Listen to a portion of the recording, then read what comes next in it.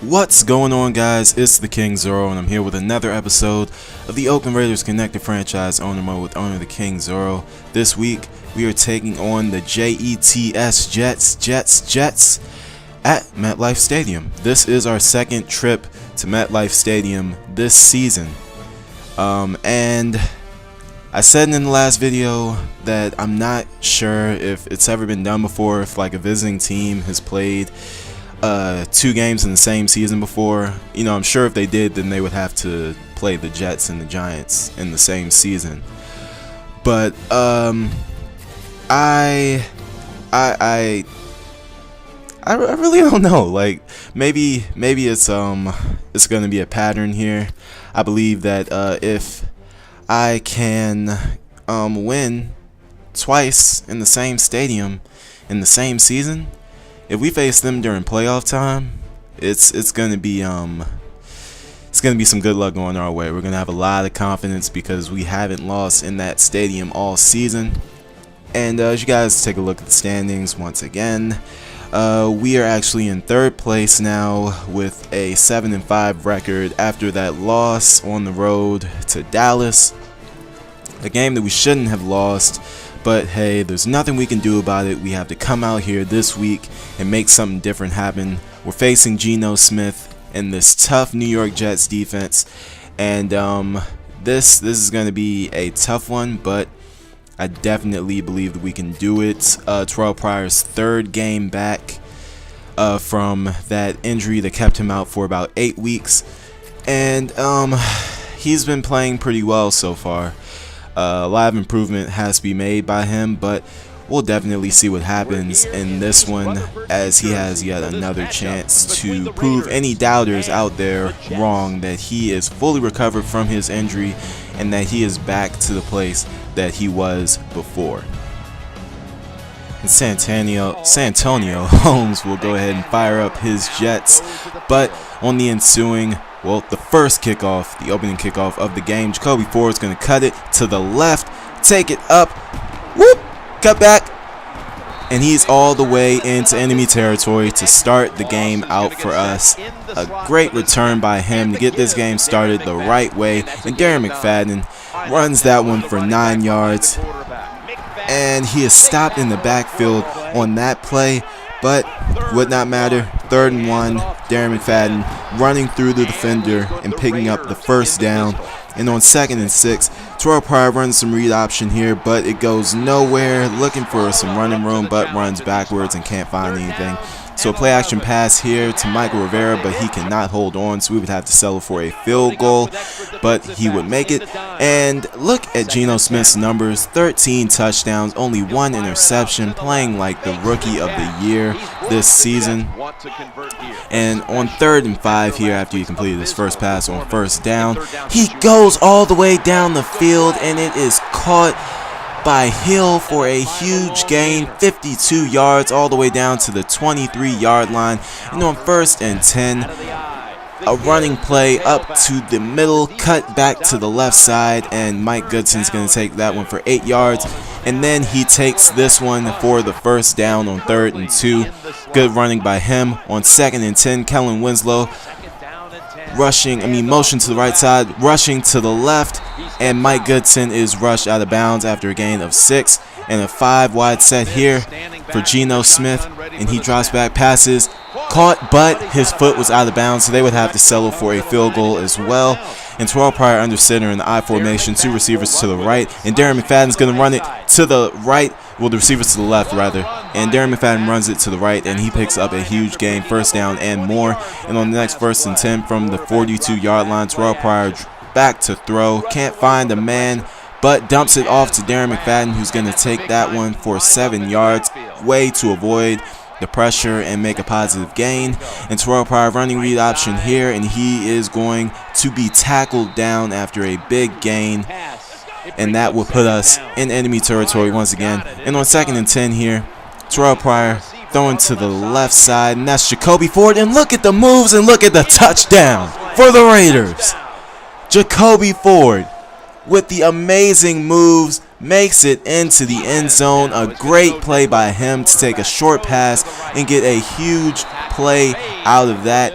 And that is why we signed him for that contract extension, as this Raiders defense is now going to try to keep Geno Smith from rushing down the field, and they can't do it, but he fumbles, but they recover it back. But Geno Smith pays the price. He goes down with an injury, and that would bring in Mark Sanchez to try and lead this Jets offense. And you guys know as well as I do, you guys watch football, it's just not going to happen. So they would be forced to punt the ball, and Terrell Pryor looking to make something happen here, and he throws it deep down the field, but it is knocked down on 3rd and 9, so we would have to punt. The Jets defense holds after the unfortunate event of Geno Smith's injury, and Geno Smith comes back in. The injury did not sideline him for that much, just for the rest of that series, but he is back now.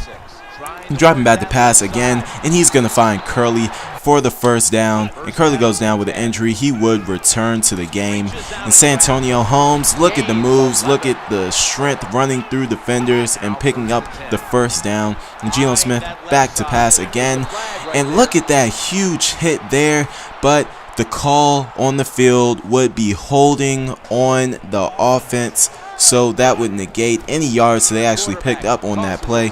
And Mike Goodson trying to make something happen on 1st and 20 with a toss to the right side, but it goes nowhere. Geno Smith back to throw once again, avoiding pressure, but he is eventually taken down, this time by Kevin Burnett. And that is his first sack of the game, and the Jets would be forced to punt, as that sack took them out of field goal range. And on 1st and 10, a rush up the middle, Darren McFadden picks up 8, and then he picks up the first down on 2nd and 2. And Terrell Pryor with the read option, but the Jets defense sniffs it out, so a great play by them to stop the read option, which has been working effectively all day. But Terrell Pryor making a nice throw to the right, but that one is picked off by Wilson, and Terrell Pryor throws his first pick of the game, and that would put the Jets all the way at our 27-yard line. And on 2nd and 10 for Geno Smith, he throws it to the right, but Kellen Winslow just runs straight out of bounds, and they get no yards out of it. But look at that drop by the Jets receiver. I definitely lucked up on that because there was a hole in the defense. Geno Smith took advantage of it, but the receiver just did not do the same thing. With Terrell Pryor almost sacked there on 3rd and 11, but he does get the ball away, but we would have to punt. And Gates is going to take this one, and look at him breaking tackles, going down the right side of the field, but he is tackled by the last man who could have possibly made the tackle. And great special teams play by us on that one. That could have been a touchdown, a huge momentum swing, but it remains 10-6 our way. And look at that, a nice pass for the first down to Kellen Winslow by Geno Smith. And Geno again with a forward wide this time, one running back in the backfield with him, and he drops back and looks to pass, and he does so, but it is picked off by DJ Hayden. What a great sideline interception. And that would just about do it for the first half. Take another look at this interception here. As you can see, DJ Hayden clearly did get both feet down in bounds. But Terrell Pryor in this offense is going to try to make something happen with approximately about 12 seconds left on the clock. And Terrell Pryor dropping back to pass with 4 seconds left to go. And oh, it could have been taken in for a touchdown, but no. He drops it, and we do not get the 7 points on the board, so it remains 10-6 at halftime our way, but the Jets get the ball first to start the second half. And Green is going to take that one for about 2 yards to the right side, and Goodson is going to take that one for 5 yards. And on 3rd and 3, Smith looking, but he throws that one out of bounds. And the Raiders get the ball back, and look at the read option by Terrell Pryor, but that one goes for another first down. So great running so far by Terrell Pryor, and on that one he goes down with another injury. Ladies and gentlemen, the injury report. Bruce Sternum out 8 weeks. This is the second time this season I don't know if I mentioned to you guys, I cannot stand an injury-prone quarterback. It really makes me like angry that he continues to get injured. And I just do not know what to do with him at this point. But Kirk Cousins is going to come in to replace him. Hopefully he can play well enough to preserve the win. He played well while Terrell Pryor was out the first time, but let's see if he can do it again here. On 2nd and 10, after we force them to punt the ball, we complete the pass to Michael Rivera for 8 yards, but on the next play, Kirk Cousins is sacked down, so we would have to punt the ball once again. And Geno Smith, back to pass, finds his man for 9 yards. And it is still the third quarter, plenty of time. They're only down by 7. And Geno Smith hands it off to Goods, and he picks up that first down. On the next play, another handoff there, and another fumble, but another recovery by the Jets. And this time, once again, it is going to be a holding call on the offense, and that would bring them all the way back to the 8-yard line. So on 1st and 18, Geno Smith looking to pass in the screen, and he does so, and that one goes for a first down and more. We definitely dropped the ball on that play by allowing them to get out of their own end zone and take that for such a huge gain. I could not believe it, but we have to buckle down and do what we have to do to keep them from scoring a touchdown on this drive. And on 2nd and 3, we stop them, and on 3rd and 3, a handoff to Ivory, and we stop them again, so they will be forced to go for it on 4th down, and they do, and they convert to Curley, and a nice pass to the left side. Great pass to beat the man coverage, which was pretty tight, but a nice move to get away. And look at Hill taking a huge hit from our defensive player, but hangs on to the ball and picks up the first down as the Jets continue to move down the field. So on 1st and goal from the 5-yard line to start the 4th quarter, Goodson is going to take that one all the way down to the 2-yard line. And on 2nd and goal, Geno Smith looking to pass, looking to score a touchdown, and can't do it, but gets the ball away to avoid the sack. And Geno Smith again looking to pass, but Kellen Winslow is kept out of the end zone. Great tackle, and he goes down with a leg injury. And on 4th and goal, they're going to go for it. And what do? We show the Raider spirit, and we stop them. And we get the goal line stand. Great defense there by the Raiders. So proud of what our defense was able to do on that series. We kept them out of the end zone when it mattered the most. That could have been a huge momentum swing, but we did not allow it to happen. And this offense is going to try to run down some clock or score a touchdown. We hope to really do both, actually.